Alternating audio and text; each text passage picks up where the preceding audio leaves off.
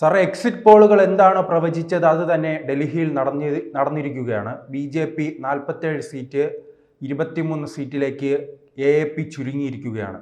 എന്താണ് ഡൽഹിയിൽ സംഭവിച്ചത്? ഡൽഹിയിൽ സംഭവിച്ചത് ആം ആദ്മി പാർട്ടിയുടെ വലിയൊരു പതനമാണ്.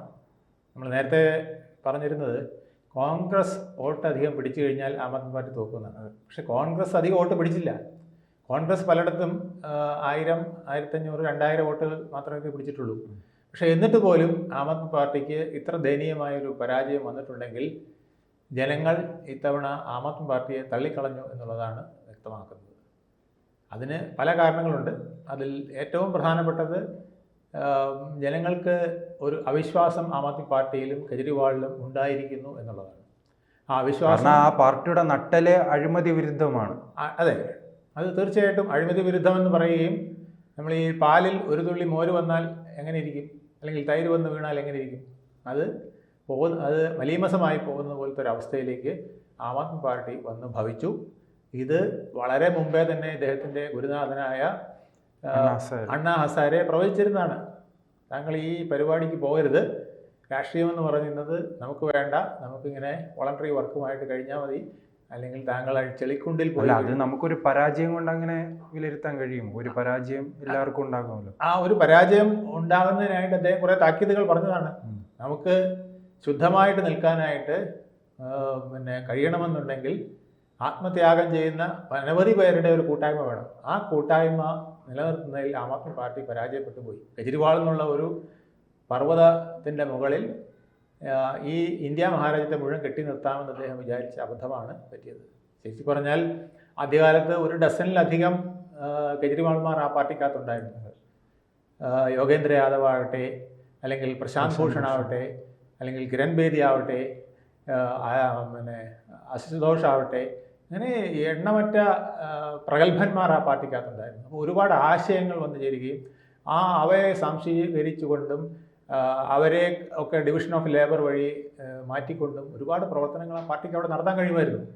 പക്ഷേ അതിന് പകരം കെജ്രിവാൾ എന്നുള്ള ഒരൊറ്റ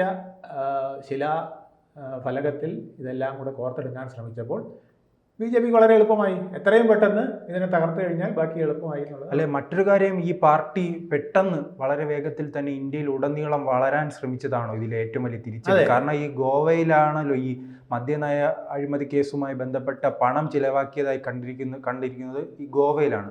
അത് ഈ രീതിയിൽ വളരാൻ ശ്രമിച്ചത് കൊണ്ടായിരിക്കും ഈ വലിയ തിരിച്ചടി ഉണ്ടാകാനുള്ള കാരണമല്ലേ? തീർച്ചയായിട്ടും. ജയിക്കാനായി ജനിച്ചവൻ എന്നുള്ളൊരു മുഖഭാവത്തോടു കൂടിയാണ് കെജ്രിവാൾ എല്ലായിടത്തും ചെന്നത്. പഞ്ചാബിൽ ചെന്നു, അവിടെ കീഴടക്കി. ഗോവയിൽ ചെന്നു, അവിടെ വലിയ നേട്ടമുണ്ടാക്കി. അടുത്തത് ഹരിയാനയിലേക്കാണ് അദ്ദേഹം പ്ലാൻ ചെയ്തത്. എങ്കിൽ പോലും ഗുജറാത്ത് ഉണ്ടായിരുന്നു. അല്ല, അതെ, ഹരിയാനയിൽ പ്ലാൻ ചെയ്തിരിക്കവേ ചില വിമർശനങ്ങൾ അദ്ദേഹത്തിനെതിരെ വന്നു. അതായത് നിങ്ങൾ BJPയുടെ B ടീമായിട്ടാണ് വർക്ക് ചെയ്യുന്നത്, കോൺഗ്രസ് എവിടെയൊക്കെ അവിടെ തകർക്കാനാണ് നിങ്ങൾ നിൽക്കുന്നതെന്ന് പറഞ്ഞപ്പോൾ അദ്ദേഹം ഒരു U-ടേൺ എടുത്തതാണ് ശരിക്കും പറഞ്ഞാൽ ഗുജറാത്തിലേക്ക് പോയത്. ആ ഗുജറാത്തിലേക്ക് പോയപ്പോൾ കൂടുതൽ ഹിന്ദുത്വത്തിൻ്റെ മുഖങ്ങൾ അദ്ദേഹത്തിന് കാണിക്കേണ്ടി വന്നു. അതിനായിട്ട് നോട്ടിൽ ലക്ഷ്മിയുടെയും ഗണപതിയുടെയും ഒക്കെ ഫോട്ടോ പതിക്കണമെന്നൊക്കെ തുടങ്ങി പല വിധത്തിലുള്ള ഗിമിക്കുകൾ അദ്ദേഹം കാണിക്കാൻ തുടങ്ങി. അത് അദ്ദേഹത്തിന് ഈ ഗുജറാത്തിലേക്ക് കടന്നു ചെന്നത് കൊണ്ടായിരിക്കുമോ BJPക്ക് അങ്ങനെ ഒരു ചിന്ത വന്നത്, ഇദ്ദേഹത്തെ പരാജയപ്പെടുത്തണം? തീർച്ചയായിട്ടും. അല്ലെങ്കിൽ BJP വിചാരിച്ചിരുന്നത് കോൺഗ്രസിനെ പരാജയപ്പെടുത്തുന്നത്, കോൺഗ്രസ് മുക്ത ഭാരതത്തിന് ഏറ്റവും നല്ല എളുപ്പ വഴി കെജ്രിവാളിനെ കയറൂരി വിടുക എന്നുള്ളതാണെന്നാണ് BJP ധരിച്ചിരുന്നത്. പക്ഷേ അവിടെ ഡൽഹിയിൽ പിടിച്ചു, പഞ്ചാബിൽ പിടിച്ചു, അത് കഴിഞ്ഞിട്ട് ഹരിയാനയിലും ഹരിയാനയിലും ഹിമാചലിലും ഈ കോൺഗ്രസിനെതിരെ നിൽക്കുമെന്നാണ് വിചാരിച്ചത്. ഗോവയ്ക്കും പോയി. അപ്പോൾ ഇതെല്ലാം കോൺഗ്രസിൻ്റെ തട്ടകങ്ങളിലേക്ക് ഇവർ കയറുമ്പോൾ അവിടുത്തെ വോട്ടുകൾ സ്പ്ലിറ്റ് ആവുകയോ, ഇദ്ദേഹം അവിടെ ചിലപ്പോൾ ഒരു തവണ ഭരണം പിടിച്ചാലും നമുക്ക് തിരിച്ചു പിടിക്കാം എന്നൊക്കെയുള്ള ഒരു കംഫർട്ടബിൾ പൊസിഷനിലേക്കാണ് BJP നിന്നിരുന്നത്. പക്ഷേ നമുക്കെതിരെ അങ്ങോട്ട് തിരിച്ചുവിട്ട കുതിര നമുക്കെതിരെ വരുന്നത് കണ്ടപ്പോൾ ഇനി വെട്ടിയിട്ടേ പറ്റുള്ളൂ എന്നുള്ള ഒരു നിലപാടോടുകൂടി BJP മുന്നോട്ട് വന്നു. അത് 2020 തന്നെ അത് നടക്കേണ്ടതായിരുന്നു. 2020 പക്ഷേ BJPക്ക് ഒരു അബദ്ധം പറ്റി. BJP വിചാരിച്ചത് 2020 പാർലമെൻറ്റിലേക്ക് ഞങ്ങളിങ്ങനെ തൂത്തുവാരി പിടിച്ചിരിക്കല്ലേ, 7 പിടിച്ചിരിക്കല്ലേ, അപ്പോൾ പിന്നെ അസംബ്ലിയിലേക്ക് ഇനി കൂടുതലൊന്നും വർക്ക് ചെയ്യേണ്ട, ഇതങ്ങ് നിലനിന്ന് പോകുമെന്ന് വിചാരിച്ചു. പക്ഷേ ഈ ഫ്രീ ബീസുകൾ എന്ന മുട്ടായി കഷ്ണം എല്ലാവരുടെയും വായിൽ നുണയാൻ കൊടുത്തിട്ട് അവിടെ വീണ്ടും 70-62 സീറ്റുമായി പിടിച്ചു നിൽക്കാനായിട്ട് കെജ്രിവാളിന് കഴിഞ്ഞു എന്നുള്ളതാണ്.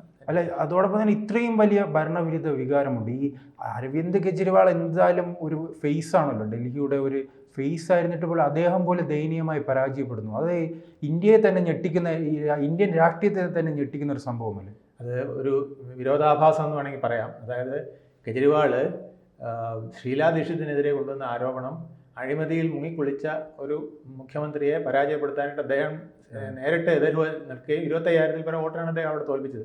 അതേ മണ്ഡലത്തിൽ ഷീലാ ദീക്ഷിതിൻ്റെ മകനൊരു വലിയ കാരണമല്ല എങ്കിൽ പോലും ആ ഒരു ഏറ്റുമുട്ടൽ നടത്തി അദ്ദേഹം ഏതാണ്ട് 3000-ഓളം വോട്ട് പിടിച്ചു. ഇപ്പം 3000-ൽ താഴെ വോട്ടിനാണ് കെജ്രിവാൾ തോറ്റിരിക്കുന്നത്.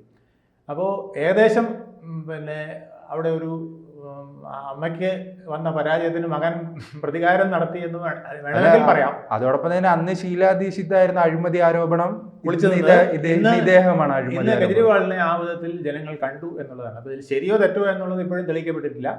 കെജ്രിവാളിനെ കോടതിയിൽ തെളിയിക്കപ്പെട്ടില്ലെങ്കിലും ജനങ്ങളുടെ കോടതിയിൽ കെജ്രിവാൾ കുറ്റവിമുക്തനായിട്ടില്ല എന്നുള്ളതാണ് ഈ ഇലക്ഷൻ കാണിക്കുന്നത്. അതോടൊപ്പം തന്നെ ഇദ്ദേഹത്തെ കൃത്യമായി തന്നെ ജയിലിൽ അടയ്ക്കാൻ BJPക്ക് കഴിഞ്ഞു എന്ന് തോന്നുന്നുണ്ടോ? കാരണം ഇദ്ദേഹം ജയിലിൽ പോയതിനു ശേഷമായിരുന്നല്ലോ അദ്ദേഹത്തിൻ്റെ ഇമേജ് പൂർണ്ണമായി ഇടിഞ്ഞത്. പക്ഷെ കെജ്രിവാൾ AAP എല്ലാം കരുതിയത് ചിലപ്പോൾ ഒരു ഇമേജ് കാരണം BJP തന്നെ വേട്ടയാടുന്നു എന്ന രീതിയിൽ ഒരു ഇരവാദം അദ്ദേഹം ഉന്നയിച്ചിട്ട് എന്താണ് ജനങ്ങൾ അത് സ്വീകരിക്കാത്തത്?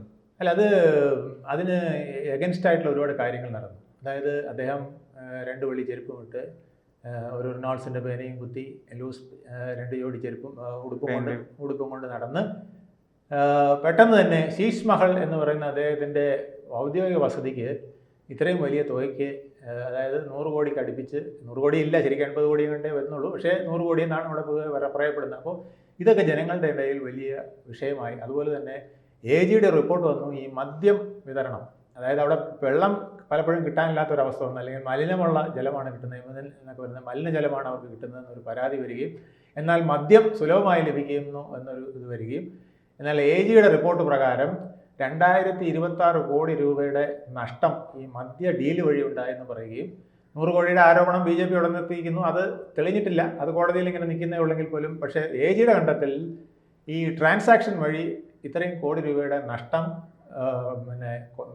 ഗവൺമെൻറ്റിനുണ്ടായി എന്ന് കണ്ടെത്തുകയും, അതുപോലെ തന്നെ ചെറിയ ചെറിയ കാര്യങ്ങളാണെങ്കിൽ പോലും അദ്ദേഹത്തിൻ്റെ മഹത്വത്തിന് ഭംഗം വരുന്നതായിരുന്നു. ഈ സ്വാതി മാലിവാൾ എന്ന് പറയുന്ന അവിടുത്തെ അവരുടെ MP, രാജ്യസഭാ MP, അവിടുത്തെ മുൻ വനിതാ കമ്മീഷൻ ചെയർപേഴ്സൺ, അവിടെ സ്ത്രീകളുടെ മുഴുവൻ സ്വാതന്ത്ര്യത്തിന് വേണ്ടിയിട്ട് അവർ ഓരോ ഗലിയിലും കയറി നടന്ന് സ്ത്രീകളുടെ സുരക്ഷയ്ക്ക് വേണ്ടിയിട്ടൊക്കെ നടന്ന ഒരു സ്ത്രീയാണ് സ്വാതി മാലിവാൾ. അവർക്ക് വലിയ പേരുള്ളതാണ്. അവർ മുഖ്യമന്ത്രിയുടെ വസതിയിൽ വന്നപ്പോൾ മുഖ്യമന്ത്രി കെജ്രിവാളും അദ്ദേഹത്തിൻ്റെ ഭാര്യയും മക്കളും ഒക്കെ ഇരിക്കുന്നതിൻ്റെ തൊട്ടിപ്പുറത്തെ മുറിയിൽ പ്രൈവറ്റ് സെക്രട്ടറി മർദ്ദിച്ചു എന്ന് പറയുകയും അതിനെ അപലപിക്കാൻ പോലും തയ്യാറായില്ല. പകരം ഈ പ്രൈവറ്റ് സെക്രട്ടറിയുടെ കൂടെ അദ്ദേഹം പോകുന്നതൊക്കെ പടമൊക്കെ വന്നപ്പോൾ ആളുകൾക്ക് അതൊരു വലിയ വിഷമമായിട്ട് തോന്നി. അപ്പോൾ ഇദ്ദേഹം ഒരു പടമാണോ എന്ന് തോന്നുന്ന വിധത്തിൽ വന്നു. അതുപോലെ തന്നെ അതിഷി എന്ന് പറയുന്നത് അവിടുത്തെ ഒരു വലിയ നേതാവല്ല. അതിഷിക്ക് പകരം 1 ഡസനിലധികം നേതാക്കൾ അവിടെ വരേണ്ടതുണ്ടായിരുന്നു മുഖ്യമന്ത്രി സ്ഥാനത്തേക്ക്. പക്ഷേ 2ാം ഊഴത്തിൽ മാത്രം MLA ആയ അതിഷിയെ അദ്ദേഹം മുഖ്യമന്ത്രിയായി വാഴിച്ചു. അപ്പോൾ തനിക്ക് സൗകര്യപ്രദമായ ആളിനെ അവിടെ നിർത്തി എന്നുള്ളതൊരു പരാജയമാണ്. അതോടൊപ്പം തന്നെ മറ്റൊരു കാര്യമാണ്, ഈ ഡൽഹിയിൽ BJPക്ക് മുഖ്യമന്ത്രി സ്ഥാനാർത്ഥി ആരാണെന്ന് ചൂണ്ടിക്കാണിക്കാൻ കഴിയുന്നില്ലെന്നൊരു ധാരണ രാഷ്ട്രീയ നിരീക്ഷകർക്ക് ഉൾപ്പെടെ ഉണ്ടായിരുന്നു. പക്ഷെ കെജ്രിവാളിനെ പരാജയപ്പെടുത്തുന്ന ഒരു നേതാവ് കൂടി ആ പാർട്ടിയിൽ ഉണ്ടായിരുന്നു. അപ്പോൾ ആ നേതാവായിരിക്കും അവിടുത്തെ മുഖ്യമന്ത്രി ഇപ്പോൾ പർവേശൻ വർമ്മ എന്ന് പറയുന്ന നേതാവ്. പർവേശ് വർമ്മയ്ക്ക് അതിന് വളരെ അർഹതയുണ്ട്. അല്ല, അപ്പോൾ ഈ ഡൽഹിയിൽ ജനങ്ങൾക്കിടയിൽ മുഖങ്ങൾ ഉണ്ടായിരുന്നു അല്ലേ, നാം പുറത്ത് കണ്ടില്ല. പിന്നെ പർവേശ് വർമ്മ അവിടെ പല പ്രാവശ്യം MP ആയിട്ടുള്ള ആളാണ്, അദ്ദേഹത്തിന് നല്ലൊരു ഇമേജ് ഉണ്ടായിരുന്നു. പക്ഷേ മുഖ്യമന്ത്രി ആയിരുന്ന കെജ്രിവാളിൻ്റെ അത്ര ഒരു ഇമേജ് ഇല്ലായിരുന്നു എന്ന് വേണമെങ്കിൽ പറയാം. പക്ഷേ അവിടെ നിരവധി നേതാക്കളുണ്ടായിരുന്നു. ഇപ്പോൾ തന്നെ അതിഷിക്കെതിരെ മത്സരിച്ച രമേശ് ബന്ധൂരി, അദ്ദേഹം നല്ലൊരു തീപ്പൊരിയായിരുന്നു. പക്ഷേ മുസ്ലിം ന്യൂനപക്ഷങ്ങൾക്കെതിരെയൊക്കെ ഒരുപാട് വിമർശനമൊക്കെ നടത്തിയിട്ടുണ്ടെന്ന് പറഞ്ഞ് ന്യൂനപക്ഷങ്ങൾക്ക് കുറച്ച് ഇഷ്ടമില്ലായിരുന്നു. പക്ഷേ അദ്ദേഹം അവിടെ തോറ്റുപോയി. അപ്പോൾ ഇനിയിപ്പോൾ നിലനിൽക്കുന്നത് ഇദ്ദേഹം അല്ലെങ്കിൽ വീരേന്ദ്ര സച്ദേവ് എന്ന് പറഞ്ഞ ആളായിരിക്കും. 2 പേരിൽ ഒരാളായിരിക്കും. അത് കേന്ദ്ര നേതൃത്വമാണ് തീരുമാനിക്കേണ്ടത്. പക്ഷേ എനിക്ക് തോന്നുന്നത് കെജ്രിവാളിനെ ഇത്ര വലിയൊരു എന്തായാലും നാം ഇങ്ങനെ ഒരു തെറ്റിദ്ധാരണ ഉണ്ടായിരുന്നല്ലോ പൊതുസമൂഹത്തിൽ, പ്രത്യേകിച്ച് ഡൽഹിക്ക് പുറത്ത് അവിടെ ഒരു നേതാവില്ല. അതുകൊണ്ടാണ് നമ്മളാരും കേട്ടിട്ടില്ല. പക്ഷെ അവിടുത്തെ ജനങ്ങൾക്കിടയിൽ നേതാവായിരുന്നു. അദ്ദേഹത്തിന് അറിയാമായിരുന്നു അവിടുത്തെ ജനങ്ങൾക്കിടയിൽ. അദ്ദേഹത്തിന് അത്തരത്തിലുള്ളൊരു പേരും ഉണ്ടായിരുന്നു. ഇപ്പോൾ നമ്മളിവിടെ പിന്നെ CPM-ൻ്റെ ശ്രീ രാധാകൃഷ്ണനെ കുറിച്ച് പറയില്ലേ, സൗമ്യനായ, പക്ഷേ അതൊരു മുഖ്യമന്ത്രി കാൻഡിഡേറ്റ് ആണെന്ന് ചോദിച്ചാൽ അല്ല, പക്ഷേ ജനങ്ങൾക്ക് ഇഷ്ടപ്പെട്ട ഒരാളായിരുന്നു. അതുപോലെ അദ്ദേഹത്തിന് അങ്ങനെയുള്ള പേരുള്ള കുറച്ച് പേരുണ്ടായിരുന്നു. അപ്പോൾ അവർക്കൊക്കെ ഒരു മുഖ്യമന്ത്രി സ്ഥാനത്തേക്ക് വരാനായിട്ടുള്ള ഒരു മുഖം തന്നെയായിരുന്നു. എന്തായാലും മുഖ്യമന്ത്രി സ്ഥാനത്തേക്ക് വരുന്നതിനേക്കാൾ പ്രധാനം അവിടെ നടന്ന ഒരു ഫൈറ്റ് എന്ന് പറയുന്നത് ഒരു ചേഞ്ച് ജനങ്ങൾ ആഗ്രഹിച്ചിരുന്നതാണ്. കാരണം മറ്റ് പല നിയർ ബൈ, ഇപ്പോൾ UP-യിൽ തന്നെ നോയിഡ അല്ലെങ്കിൽ നോയിഡയുടെ പരിസര പ്രദേശങ്ങൾ, ഗാസിയാബാദ്, ഇങ്ങനെയുള്ള പ്രദേശങ്ങളിലൊക്കെ നടന്ന വികസന പ്രവർത്തനങ്ങൾ കണ്ട് അവർ ഞെട്ടിപ്പോയി. BJP ഭരിക്കുന്ന പല സ്ഥലങ്ങളിലും വലിയ വികസനം നടക്കുകയും ഡൽഹിയിൽ ആ വിധത്തിലൊരു വികസനം നടക്കാതിരിക്കുകയും ചെയ്യുന്നു എന്നുള്ളൊരു പരാജയം അവിടെ വന്നിട്ടുണ്ടായിരുന്നു. ഈ ഫ്രീബീസ് മാത്രം കൊണ്ട് നിൽക്കാൻ പറ്റില്ല എന്നുള്ളത് കെജ്രിവാൾ വിട്ടുപോയി. അദ്ദേഹം അവസാനം പാരീസ് ആക്കാമെന്നൊക്കെ പറഞ്ഞെങ്കിലും അത് നടന്നില്ല. പിന്നെ കോൺഗ്രസിൻ്റെ വലിയൊരു പ്രചരണം കൂടെ ആയപ്പോൾ അദ്ദേഹം എന്തായാലും അഴിമതി കാണിക്കാതെ പോയിരുന്ന വീണ്ടും ജനങ്ങൾ അംഗീകരിച്ച്. അഴിമതി കാണിച്ചൊന്നും ഇപ്പോഴും തെളിഞ്ഞിട്ടില്ല. അഴിമതി കെജ്രിവാൾ അങ്ങനെ ഒരു ധാരണ നിൽക്കുമ്പോൾ അത് ക്ലിയർ ചെയ്യേണ്ട ഉത്തരവാദിത്വം അദ്ദേഹത്തിനുണ്ടായിരുന്നു. അതിന് പകരം അദ്ദേഹം പല ഗിമിക്കുകൾ കാണിക്കാൻ പോയി എന്നുള്ളതാണ്. അവസാന നിമിഷങ്ങളിൽ പോലും ഡൽഹി യമുനയിൽ കുളിക്കാൻ കൊള്ളാമോ, എന്നാൽ നിങ്ങൾ UP-യിലേക്ക് വാ, അവിടെ ത്രിവേണി സംഗമത്തിൽ ഞാൻ കുളിക്കുന്നത് കാണിച്ചു തരാമെന്ന് യോഗി ആദിത്യനാഥ് പറഞ്ഞു. അത് അമിത്ഷാ അവിടെ വന്ന് മുങ്ങിക്കുളിച്ചു. അപ്പോൾ ഇതൊക്കെ കഴിഞ്ഞപ്പോൾ അദ്ദേഹത്തിന് നിൽക്കക്കള്ളിയില്ലാതെ, അപ്പോൾ അദ്ദേഹം പറഞ്ഞു ഈ മാലിന്യം മുഴുവൻ വിഷം കലർത്തുന്നത് മുഴുവൻ ഹരിയാനയാണെന്നോ, ഹരിയാന സർക്കാരാണെന്നോ പറഞ്ഞു. അതൊക്കെ വലിയ വിവാദങ്ങളാകുകയും അതൊക്കെ വലിയ പ്രശ്നങ്ങളാകുകയും, ശരിക്കും പറഞ്ഞാൽ ഈ ഇത്തവണത്തെ ഇലക്ഷനിൽ അതൊരു ബാധിച്ചിട്ടുണ്ടെന്ന് എനിക്കുന്നത്. 10 നിയോജക മണ്ഡലങ്ങളിലെങ്കിലും ഈ പിന്നെ ജാട്ടുകൾക്ക് വലിയ പിന്നെ അവിടുത്തെ രാജസ്ഥാനിലെ ജാട്ടുകൾക്ക് പ്രാധാന്യമുള്ള ഒരു മണ്ഡലമുണ്ട്. അവിടെ എല്ലാം BJP തൂത്തുവരികയാണ്.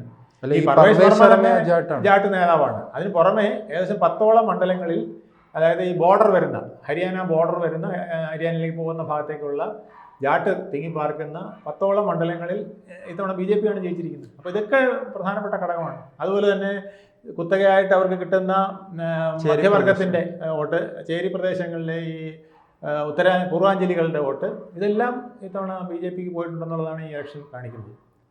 വോട്ടിംഗ് പെർസെൻറ്റേജ് നോക്കിയാൽ പോലും ഇപ്പോൾ ഏകദേശം റഫായിട്ടേ ഉള്ളൂ, ക്ലിയറായിട്ട് പറയാറായിട്ടില്ലെങ്കിൽ പോലും 43% ആം ആദ്മി പാർട്ടിക്കും 47% BJP-ക്കും 6-6.5% കോൺഗ്രസിനൊക്കെയാണ് ഇപ്പോൾ ഒരു റഫ് കണക്ക്. അത് പൂർണ്ണമായിട്ടില്ല, അതിന് പുറത്തു വരാൻ ഈ സമയമെടുക്കും. അപ്പോൾ ഈ രീതിയിലാണ് വന്നിരിക്കുന്നത്. അപ്പോൾ വോട്ടുകൾ തീർച്ചയായിട്ടും ആം ആദ്മി പാർട്ടിയിൽ നിന്ന് വളരെയധികം നഷ്ടപ്പെട്ടു. കോൺഗ്രസിന് അധികം നേടാനും പറ്റിയില്ല. കോൺഗ്രസ് തോൽപ്പിക്കുമെന്നാണ് ഞാനും വിചാരിച്ചിരുന്നത്. കാരണം ഒരു 10-17 മണ്ഡലങ്ങളിൽ കെട്ടിവെച്ച കാശെങ്കിലും കോൺഗ്രസ് പിടിച്ചിരുന്നെങ്കിൽ ആം ആദ്മി പാർട്ടി ശൂന്യമാവുകയും BJP വലിയ തോതിൽ 40-50 സീറ്റിന് 40-45 സീറ്റിനെങ്കിലും ജയിക്കുമെന്നാണ് ഞാൻ വിചാരിച്ചിരുന്നത്. പക്ഷേ അതിനേക്കാൾ കവച്ചു വെക്കുന്ന വിധത്തിൽ BJP അവിടെ മുന്നേറി. കോൺഗ്രസിന് അധികം ഒന്നും പിടിക്കാൻ കഴിഞ്ഞില്ല. പക്ഷേ കോൺഗ്രസ്സിന് കേജ്രിവാളിനെ ഒരു അഴിമതിക്കാരനായി ചിത്രീകരിക്കാൻ കഴിഞ്ഞു. ഒന്നിൻ്റെ കൂടെ ഒരു തള്ളെന്ന് പറഞ്ഞ പോലെ BJP-യുടെ ആരോപണങ്ങൾക്കും കുന്തമനകൾക്കും കോൺഗ്രസ് നല്ല രീതിയിലൊരു സപ്പോർട്ടും കൂടെ കൊടുത്തപ്പോൾ ആം ആദ്മി എന്ന വൻമരം വീണു. ഫോൾ ഓഫ് ദ സ്പാരോ എന്ന് പറയില്ലേ, അങ്ങനെ ഉയർന്ന് പറന്നു പോയ ഒരു പക്ഷി ഏതാനും നിമിഷങ്ങൾ കൊണ്ട് താഴെ വീണ പോലെ ആയി. അത് ആം ആദ്മിയുടെ പതനമാണോ അതോ ഇനി ഉയർച്ചയ്ക്കുള്ളൊരു വഴിയാണോ എന്നുള്ളത് അടുത്ത് വരുന്ന രാഷ്ട്രീയം തെളിയിക്കുന്നതാണ്. കാരണം ഇപ്പോൾ ഡൽഹിയിലെ മുഖ്യമന്ത്രി എന്നുള്ള കെട്ടുപാടിൽ നിന്ന് മുക്തനായിരിക്കുകയാണ്. അദ്ദേഹത്തിന് വേണമെങ്കിൽ നാളെ ഇന്ത്യ മുന്നണിയുടെ ഭാഗമായിട്ട് ഒരു വലിയ മുന്നേറ്റം നടത്താനുള്ള സാധ്യതകളൊക്കെ ഉണ്ട്. ഇന്ത്യ മുന്നണിയെ കൂടുതൽ ശക്തിപ്പെടുത്തി അദ്ദേഹം നേതൃത്വ സ്ഥാനത്തേക്കോ, അല്ലെങ്കിൽ അഖിലേഷ് യാദവ്, മമതാ ബാനർജി, പിന്നെ കെജ്രിവാൾ, ശരത് പവാർ എന്നിവരൊക്കെ ചേർന്ന് ഒരു മുന്നേറ്റം വരാം. കോൺഗ്രസിനെ അതിൽ നിന്ന് പുറത്താക്കാം. എന്നാൽ കോൺഗ്രസ് ഇതിനെ തിരിച്ചടിച്ച് ഇതിലേക്ക് ശക്തിയായി വരാൻ ശ്രമിക്കാം. അല്ലെങ്കിൽ ഇതിൽ നിന്ന് പിളർന്നുകൊണ്ട് NDA എന്ന് പറഞ്ഞ ഒരു പഴയ രീതിയിലേക്ക് കോൺഗ്രസ് പോകുന്നതായിട്ട് വരാം. അങ്ങനെ രാഷ്ട്രീയം പ്രക്ഷുബ്ധമാകാൻ പോകുന്ന, അല്ലെങ്കിൽ ഒരുപാട് സ്ഫോടനങ്ങളും വിസ്ഫോടനങ്ങളും നടക്കാൻ പോകുന്ന ഒരു സാഹചര്യത്തിലേക്കാണ് ഇന്ത്യൻ രാഷ്ട്രീയം പോകുന്നത്. കൂടുതൽ വാർത്തകളും വിശേഷങ്ങളും നിങ്ങളിലേക്ക് എത്താൻ ABC മലയാളം സബ്സ്ക്രൈബ് ചെയ്യുക, ബെൽ ബട്ടണും അമർത്തുക.